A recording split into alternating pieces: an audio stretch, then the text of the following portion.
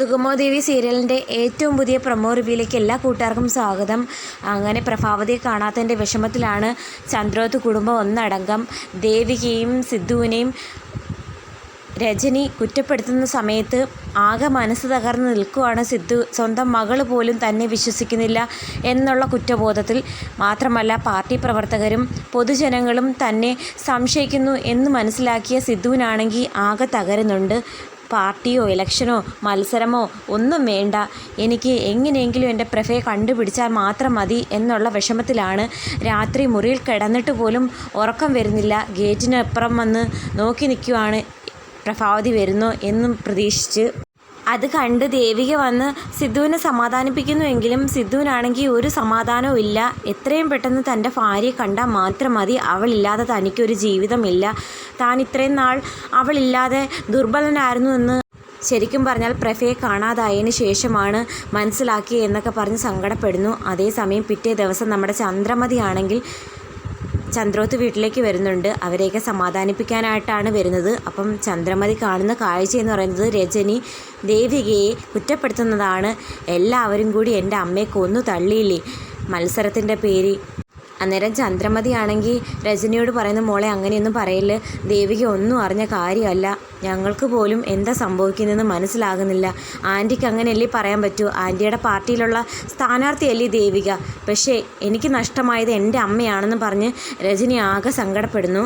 അതേസമയം ഗിരീഷ് ചന്ദ്രോത്ത് വീട്ടിലേക്ക് വെപ്രാളം പിടിച്ച് ഓടി വരുന്നു. മുഖം കണ്ടാൽ അറിയാം ഒരു ദുഃഖവാർത്ത പറയാൻ വേണ്ടിയിട്ടാണ് ഓടി വരുന്നത്. അതേസമയം തന്നെ നമ്മുടെ ദേവികയുടെ അച്ഛൻ മാധവനും രാധികയെ കാണാനായിട്ട് ഓടി വരുന്നുണ്ട്. ടെൻഷൻ അടിച്ചാണ് ഓടി വരുന്നത്. അത് കണ്ടിട്ട് രാധികയാണെങ്കിൽ മാധവനോട് ചോദിക്കുന്നു, എന്താ മാധവേട്ട, എന്താ മുഖത്തൊരു ടെൻഷൻ പോലെ, പ്രഭാവതി മേഡം എവിടാണെന്ന് കണ്ടുപിടിച്ചോ? ശാരിക ചോദിക്കുന്നു, എന്താ വെച്ചാൽ മേഡം വീട്ടിലേക്ക് തിരികെ വന്നോ? അന്നേരം മാധവൻ പറയുന്നു, പുഴയിൽ ഒരു സ്ത്രീയുടെ ഡെഡ് ബോഡി പൊങ്ങിയെന്ന് ഇപ്പോൾ ഒരു ന്യൂസ് കേട്ടു. ആളുടെ രൂപവും പ്രായവും വെച്ചൊക്കെ നോക്കുമ്പം നമ്മുടെ പ്രഭാവതി മേഡം ആണോ എന്ന് സംശയമുണ്ടെന്ന് പറയുന്നത് കേട്ടതും രാധികയും ശാരികയും ആകെ അങ്ങ് ഷോക്കാകുന്നു. ഇത് ഭാർഗവി അറിയുന്നുണ്ട്. ഭാർഗവിയെ സംബന്ധിച്ച് തൻ്റെ പ്രാണനേക്കായും ജീവനാണ് പ്രഭാവതി മേഡത്തോട്. അതുകൊണ്ട് തന്നെ ഗൗരിയോടും വീട്ടിലും കുറേ അലർച്ചയും ഒച്ചപ്പാടും ഒക്കെ നടത്തുന്നുണ്ട്. അതേസമയം ഗിരീഷ് വന്ന് ന്യൂസ് പറഞ്ഞതും രജനി ആകെ തകർന്ന് അച്ഛൻ്റെ നെഞ്ചത്തോട് ചാഞ്ഞ് പൊട്ടിക്കരയുന്നുണ്ട്. അതേസമയം നന്ദനും ദേവികയും ചന്ദ്രമതിയൊക്കെ ആകെ ധർമ്മസങ്കടത്തിലായി നിൽക്കുന്നുണ്ട്.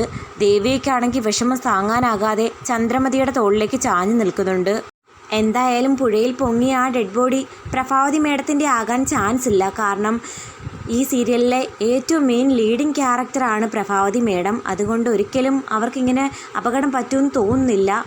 അറിയത്തില്ല, എന്തായാലും അങ്ങനെയാണ് പ്രതീക്ഷിക്കുന്നത്. നമ്മുടെ ഋഷി ആണെങ്കിൽ വളരെ സീരിയസ് ആയിട്ട് പ്രഭാവതിയോട് ചോദിക്കുകയൊക്കെ ചെയ്യുന്നുണ്ടായിരുന്നു, നിങ്ങളുടെ മോളും പ്രണയിച്ചല്ലേ കല്യാണം കഴിച്ചത് എന്ന് കരുതി നിങ്ങൾ രണ്ടാളെയും കൊന്നോ? അത് മോന് ഞാൻ പറയുന്നത്, കൊന്നോ ഇല്ലയോ?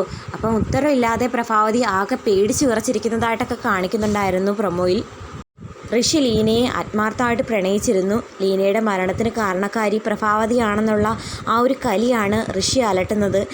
ഋഷി പ്രഭാവതിയെ കൊല്ലണമെന്ന ഉദ്ദേശത്തിൽ തന്നെയാണ് തട്ടിക്കൊണ്ടുവന്നത്. എന്നാലും ഉടനെയൊന്നും ഋഷി പ്രഭാവതിയെ ഉപദ്രവിക്കില്ലെന്ന് തന്നെ പ്രതീക്ഷിക്കാം. അരുന്ധതി മേഡം എപ്പോഴും ദേവികയോട് പറയാറുണ്ട്, എനിക്കൊരു ശത്രുവുണ്ട്, സമയമാകുമ്പോൾ ദേവികയോട് ആ ശത്രുവിനെക്കുറിച്ച് വെളിപ്പെടുത്തുന്നതായിരിക്കും. തൽക്കാലം ദേവിക അറിയാറായിട്ടില്ലെന്ന്. എന്നാൽ പ്രഭാവതി മേഡത്തെ കാണാതായ ഈ സാഹചര്യത്തിൽ ദേവിക വിഷമം പറയുമ്പോൾ എന്തായാലും തൻ്റെ ശത്രുതയുടെ ആ രഹസ്യവും തുറന്നു പറയുമായിരിക്കും. പ്രഭാവതിയെ കാണാതായതിൻ്റെ പിന്നിൽ തൻ്റെ മകനാണെന്നുള്ള സത്യം അധികം താമസിക്കാതെ അരുന്ധതിക്ക് തിരിച്ചറിയാൻ പറ്റും. കാരണം മക്കളുടെ മാറ്റം മറ്റാരേക്കായും പെട്ടെന്ന് മനസ്സിലാക്കാൻ അമ്മമാർക്കല്ലേ പറ്റുന്നത്.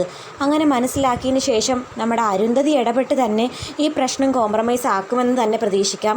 അരുന്ധതിക്ക് ഒരിക്കലും പ്രഭാവതിയെ ഉപദ്രവിച്ചുകൊണ്ട് സന്തോഷം കണ്ടെത്താനോ അല്ലെങ്കിൽ വിജയം നേടാനോ താല്പര്യമുണ്ടായിട്ടില്ല.